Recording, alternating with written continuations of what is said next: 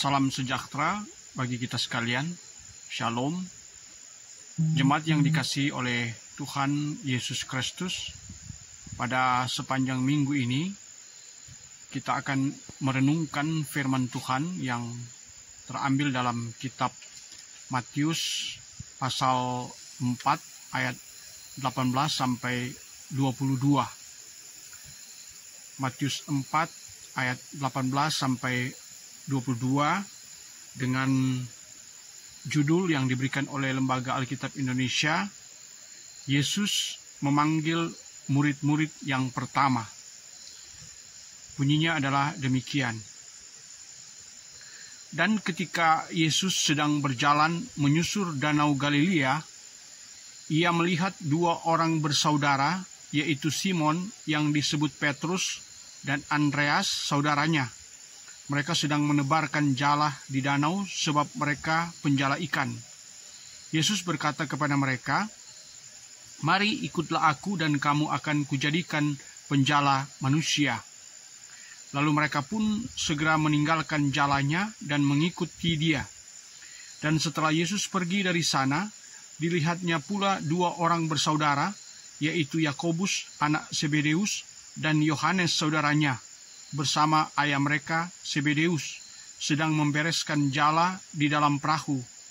Yesus memanggil mereka, dan mereka segera meninggalkan perahu serta ayahnya, lalu mengikuti dia.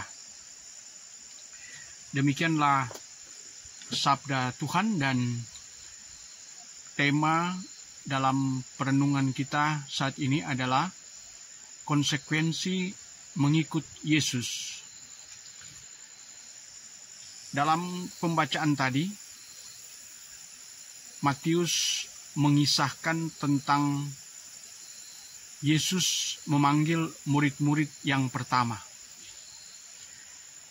Kitab Matius ini diyakini ditulis oleh Matius sendiri, yaitu salah seorang murid Yesus yang dikenal sebagai pemungut cukai. Dan dalam penulisan kitab Matius ini, diperkirakan kitab Matius ditulis sekitar tahun 60 sampai 65 Masehi. Namun ada juga yang beranggapan ditulis sekitar tahun 80 sampai 85 Masehi.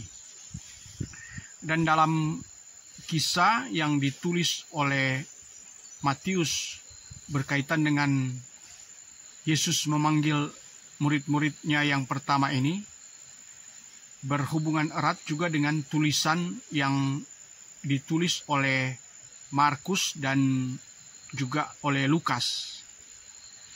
Bedanya, untuk penulisan Matius memang sangat identik dengan tulisan Markus, namun Lukas lebih terperinci.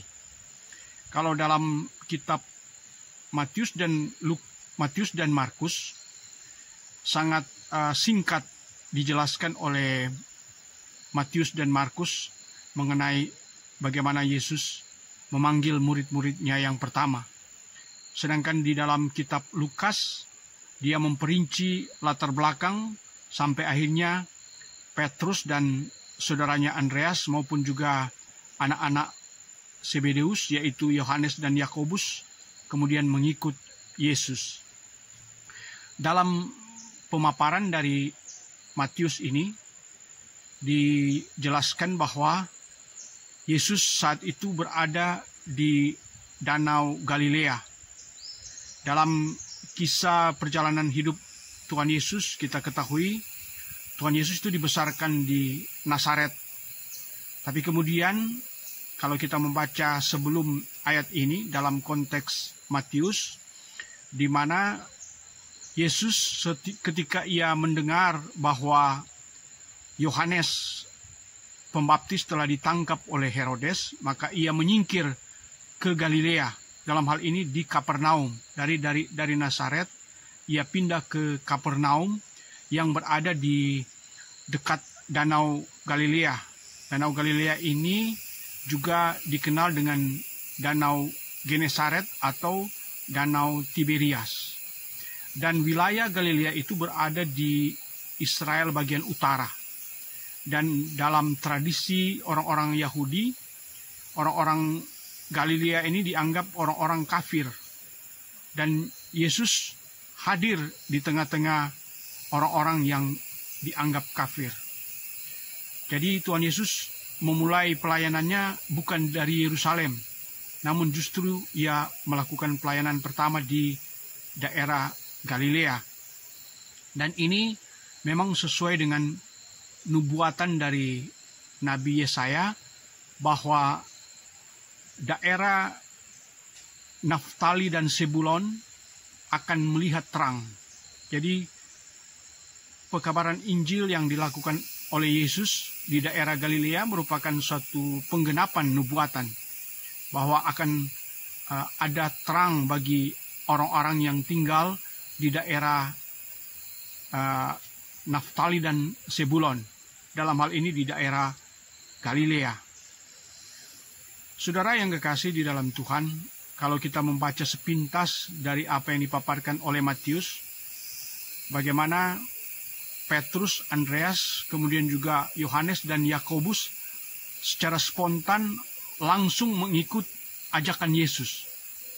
Kalau kita dalam kehidupan sehari-hari mengenal seseorang yang akan memanggil kita untuk suatu program atau satu proyek atau juga satu urusan lain, tentu kita harus bertanya dulu, apakah ini akan menguntungkan kita?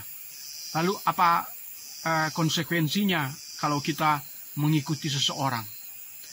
Tetapi yang kita baca di sini bahwa murid-murid Yesus yang pertama ini secara spontanitas meninggalkan pekerjaan mereka sebagai nelayan dan kemudian langsung mengikut Yesus. Memang kalau kita membaca dalam kitab Lukas, ada satu peristiwa mujizat yang dilakukan oleh Yesus ketika Petrus pada saat itu bersama dengan saudaranya dimintakan oleh Yesus untuk menebarkan jala mereka, dan akhirnya mereka menangkap ikan yang cukup banyak.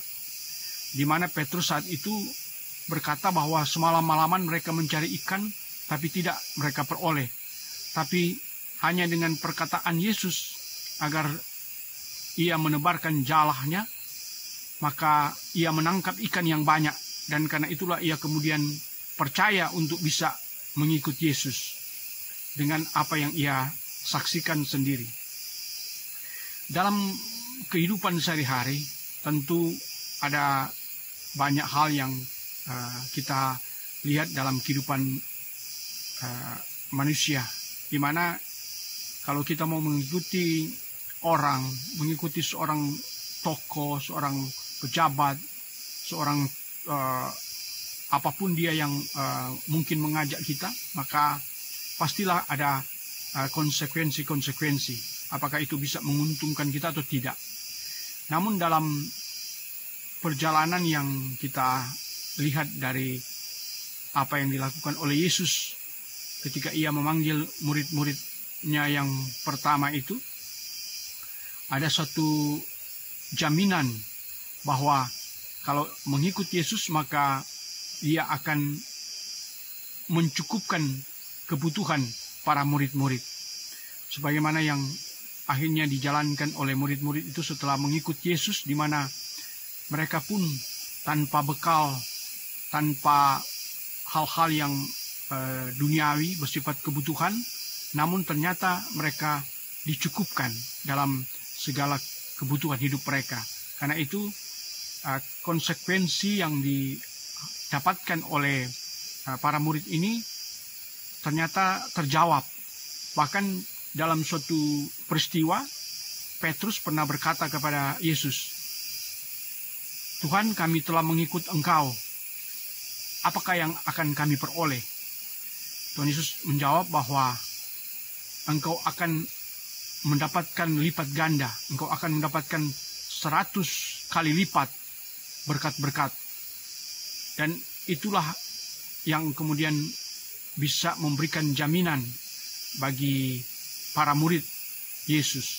Sama seperti juga dalam kehidupan kita, di dalam menjalankan panggilan Tuhan Yesus. Secara manusia tentu kita ingin memenuhi kebutuhan-kebutuhan hidup kita.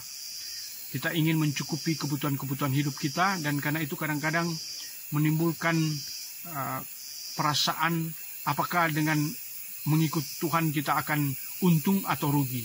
Tapi pada kenyataannya semua orang-orang yang mengalami pelayanan dalam kehidupan sehari-hari selalu dicukupkan oleh Tuhan. Itulah jaminan dari Tuhan Yesus kalau kita mengikuti kehendak-Nya. Memang banyak sekali konsekuensi yang kita alami. Ada banyak tantangan, ada banyak masalah yang kita hadapi. Baik di tengah keluarga, di tengah jemaat, dan di tengah masyarakat. Tapi kita meyakini bahwa kalau kita mengikuti Yesus, kita akan diberi jalan, diberi berkat, dipenuhi akan segala kebutuhan hidup. Dan khusus bagi jemaat Gereja Masihi Injili di Minahasa yang dalam bulan Oktober akan memulai proses pemilihan pelayan khusus, hendaknya ini menjadi satu perenungan bagi kita bahwa dalam mengikut Yesus tentu kita akan memiliki konsekuensi-konsekuensi dalam melayani Tuhan. Namun kita yakin ketika kita terpanggil untuk melayani Tuhan, maka kita akan diberikan kekuatan. Ia akan melengkapi kita dengan kuasa, dengan bimbingan Roh-Nya yang kudus, sehingga segala masalah, segala persoalan yang kita hadapi di masa kita melayani Tuhan akan teratasi. Demikianlah sabda Tuhan, kiranya menjadi berkat bagi kita sekalian. Amin.